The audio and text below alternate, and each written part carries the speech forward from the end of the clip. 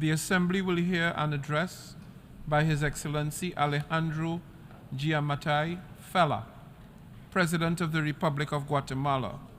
I request protocol to escort His Excellency.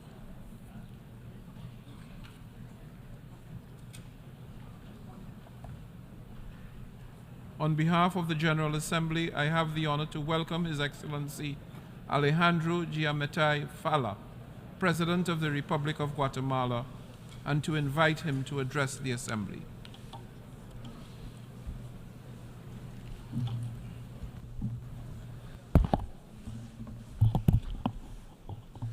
Excelentísimos, Excellencies, President of the General Assembly, Secretary General of the United Nations Organization, ladies and gentlemen, heads of state and government, ministers for foreign affairs, honorable delegates, ladies and gentlemen, I wish to express my gratitude for the work of the President of the 77th session. I also wish to congratulate the President of this session, Mr. Denis Francis. I commend him for choosing the theme he's chosen for this session. That touches on the need to rebuild trust between nations and to address threats to peace, prosperity, and progress of the peoples of the United Nations. Today, we stand at an unprecedented moment in time. For more than a year and a half, we have watched in horror the war launched by the Russian Federation against Ukraine play out. That war violates the most fundamental principles on which the international order was built following the Second World War. Delegates, and you know what is even worse still? That it would seem that we've got used to that war, and we've got used to the following: to flagrant violations of human rights in Ukraine, to war, to death.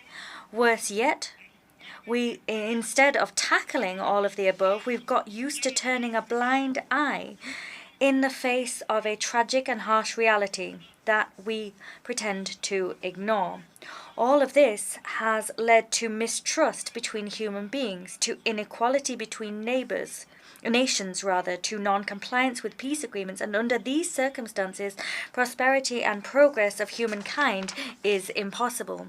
Today, here, before you all, I declare that this organization is not particularly active. We have food insecurity, people are killed by war, there are major migratory flows, and these count among other myriad problems. Consequently, we need to make this organization work. We need to work together to do that. We need a revitalized organization which seeks out solutions, but above all, we need countries that are prepared to look beyond their ideological positions, countries that are prepared to overcome age-old conflicts. Now is the time that the human beings represented among your people, now is the time for them to shake hands. Now is the time for them to be ready to share their wealth and to invest in countries that need that investment to generate wealth to survive. It is a matter of saving the very human race. It's a matter of saving the planet. It's a matter of having future generations that will be able to live in peace and development. A case in point would be here the vast flows of human beings fleeing crises in their countries. They're fleeing as a result of insecurity, a lack of food, or due to economic hardship.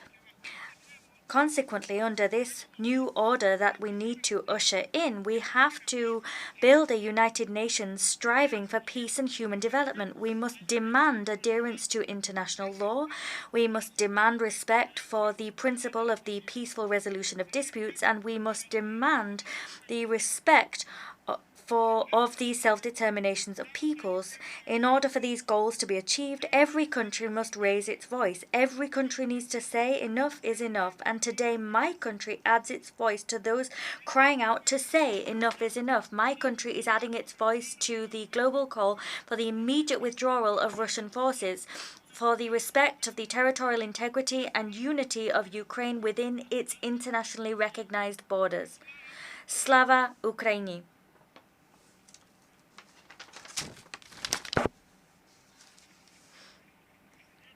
Mr. President, disarmament and the non-proliferation of nuclear weapons, as well as the use of nuclear energy for peaceful purposes, is one of the most important pillars of this organization. As a state party to the Tlatelolco Treaty, to the Treaty on the Non-Proliferation of Nuclear Weapons, the NPT, and to the Treaty on the Prohibition of Nuclear Weapons, my country is deeply committed to the common goal of achieving a world free of weapons of mass destruction. Imagine what a catastrophe it would be for the world if the illegal and unprovoked aggression of the Russian Federation were to destroy the Zaporizhzhia nuclear power plant. That is the largest nuclear power plant in Europe, and currently its integrity and proper functioning are at risk, and that could cause a disaster of immeasurable proportions. For this reason, I reiterate Guatemala's position as a country that adheres to the principle of the non-proliferation of nuclear weapons. I demand that all nuclear weapon states, including the five permanent members of the Council responsible for handling peace and security within this organization, I ask them to sit down and, through candid discussion, achieve total nuclear disarmament throughout the world. Mr. President, Guatemala contributes to the maintenance of international security through its active participation in peacekeeping operations. As a staunch advocate for peace, Guatemala has committed to the United Nations by deploying Guatemalan officials in PKOs. We are the TCC, which contributes the fourth largest number of troops to these operations across the Americas. Mr. President, we reiterate our staunch commitment to and solidarity with the development and prosperity of the Haitian people. That people is on the brink as a result of a multi-dimensional crisis. That is a crisis of politics, of internal security, of development, and a humanitarian crisis. As an international community, we must react and tackle the prevailing disasters before they become even more devastating. Consequently, if this organization decides that a new peace mission is to be deployed on Haitian territory, it can count on the participation of Guatemala. We will help to train and build the capacity of Haitian forces for as long as that peacekeeping mission remains in the country. Mr. President, there is a project afoot to change the very foundations of the United Nations so that it can have the mechanisms that make it possible for it to rise to the challenges facing humankind that is so in need of peace and development.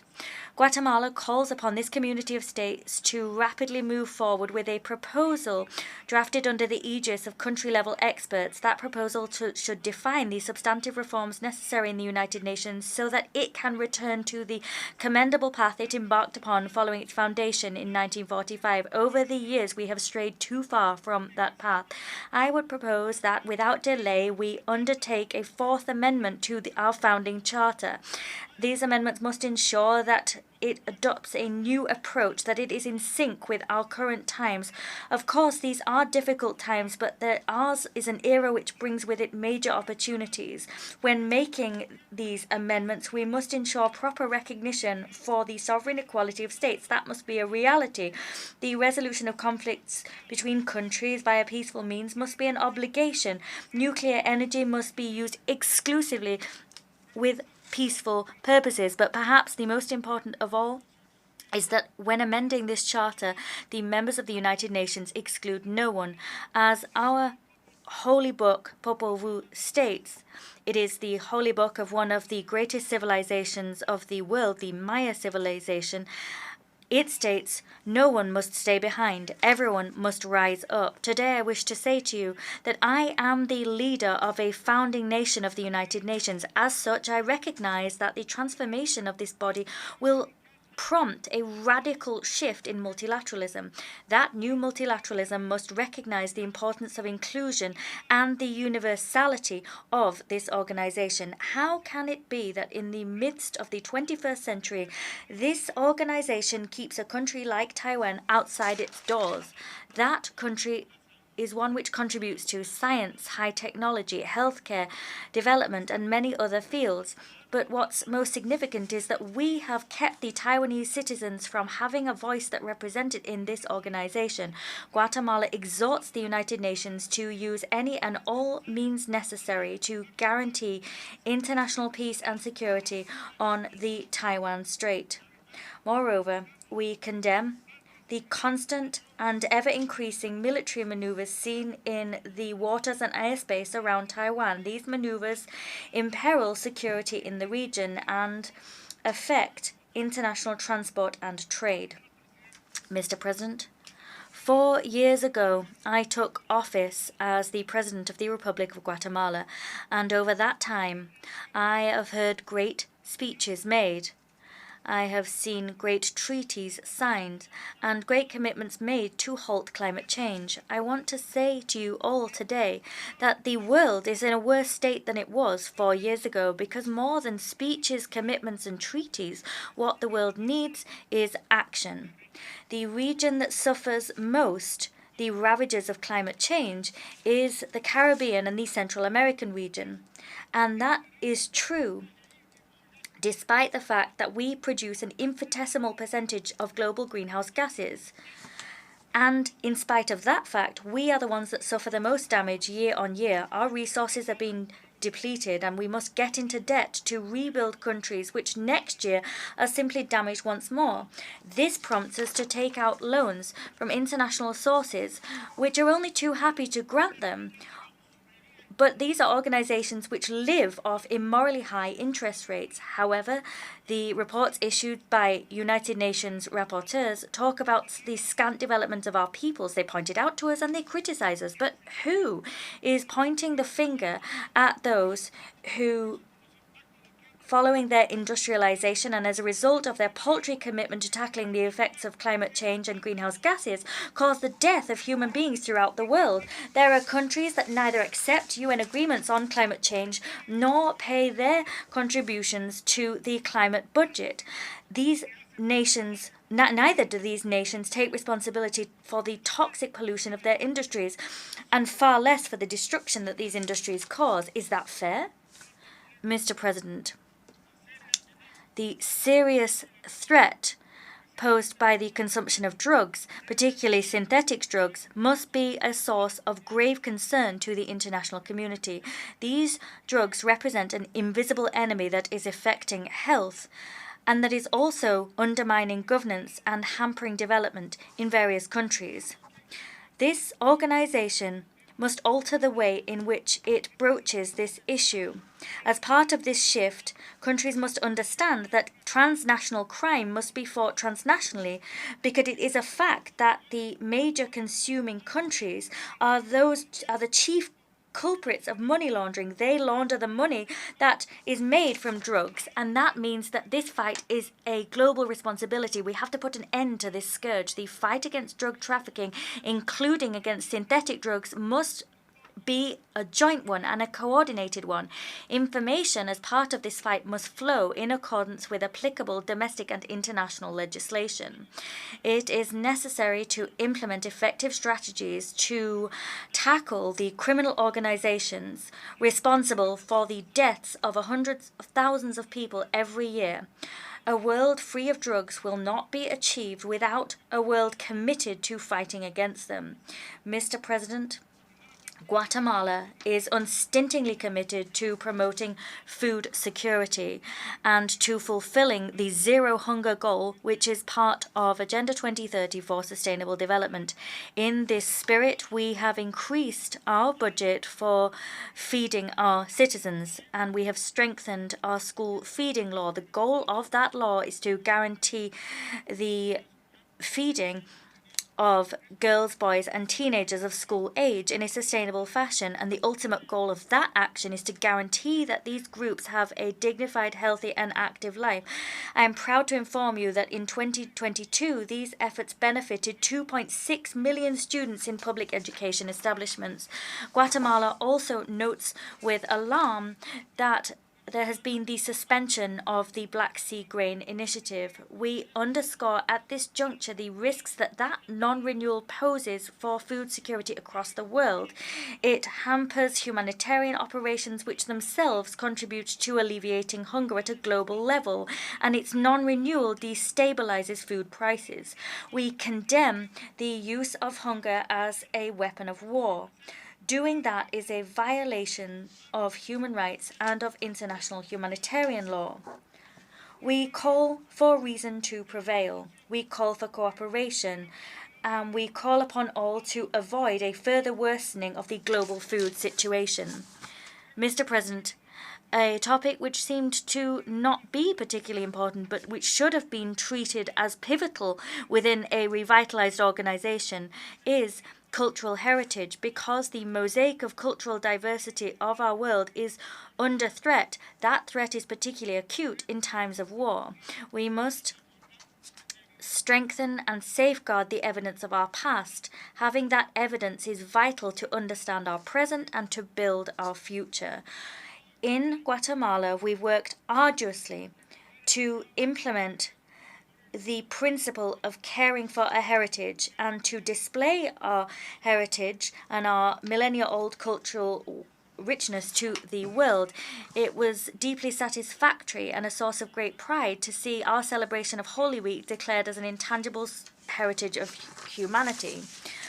Moreover, I wish to share with you that yesterday the archaeological park Takal-Abaj was declared a global heritage of humankind, and that is considered to be the first city in which the Mayan civilization was born. As an old refrain goes, he who knows not his past does not have a safe future guaranteed. Mr. President, Guatemala has long distinguished itself as a country calling for the respect of the peaceful coexistence and the coexistence of international law and the respect of sovereignty as two principles. We've demonstrated that with deeds, and it's been demonstrated that we can settle differences via international justice bodies, and that's the case with our territorial maritime and land dispute with Belize. Both countries are committed to resolving that peacefully and respectively in line with any decision made by the ICJ. Dear friends, the goodwill between parties has been shown clearly between Belize and Guatemala, and that's an example of how you can peacefully resolve a dispute via international justice. And that pathway stands in stark contrast to international war brought about by the foolishness of human beings. Mr. President, Guatemala recognizes that one of the gravest and most alarming threats to life and freedom in our times is human trafficking. That is not only a despicable practice which violates human rights, but it's a real crime against humanity, one which violates the most fundamental values that we cling to as a community of nations. The trafficking in persons is a crime linked to slavery, bearing in mind that trafficking involves the buying and selling of human beings that should be able to live in freedom as part of a fundamental right to life. Consequently, in absolutely unequivocal terms, my country condemns this crime, and in this spirit we've adopted a series of legal and political measures to suppress that phenomenon. We have a public policy in place against the violence, exploitation and trafficking in persons that harmonizes and enhances state-level action to guarantee the protection of the victims of trafficking in persons as well as their comprehensive care. Moreover, our laws promote the prevention, detection, prosecution and punishment of those responsible for this abhorrent crime. In this same vein, we have a policy for the comprehensive protection of children and adolescents. That policy is focused on guaranteeing the holistic development of girls, boys and adolescents and ensuring that development is inclusive and equitable. That policy was adopted in 2022, and it now is an umbrella for 90 programs within the executive that aim to ensure development for the human being from cradle to grave. Through these various initiatives, Guatemala is seeking to distinguish itself as a leader in the fight against trafficking in persons. We have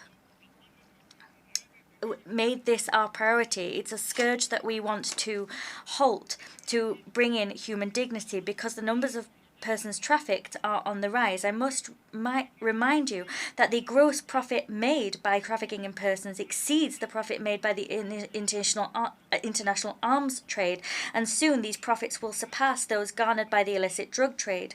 Children are snatched from their homes, they're handed over to gangs that prostitute them, and then, once they've ceased to be fresh meat for those criminals, they are butchered and their organs are sold for transplants. We cannot remain indifferent and passive in the face of these horrific crimes. Mr. President, this is my last speech before this General Assembly as a head of state. And contrary to the supposed truths we've heard from this podium today, I will hand over power to the person who was elected as a result of who will be elected in the elections on the 14th of January.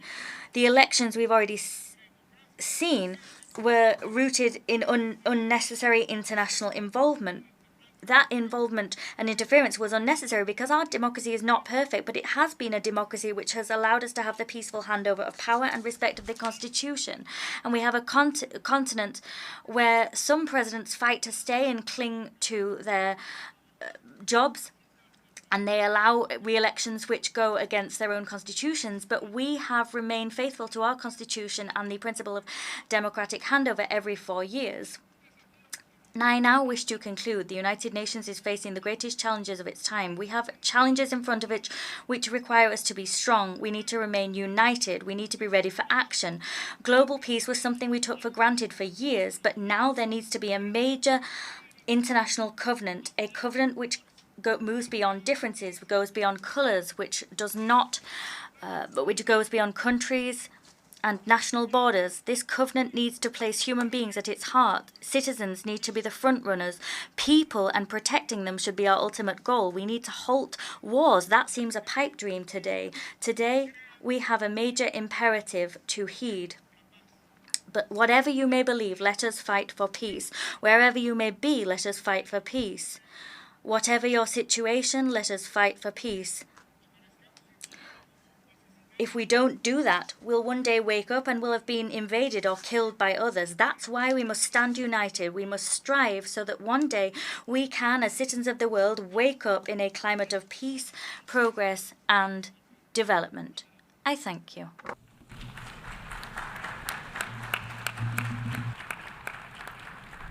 A nombre de la Asamblea. On behalf of the Assembly, I thank the President of the Republic of Guatemala for the address just delivered, and I request protocol to escort His Excellency.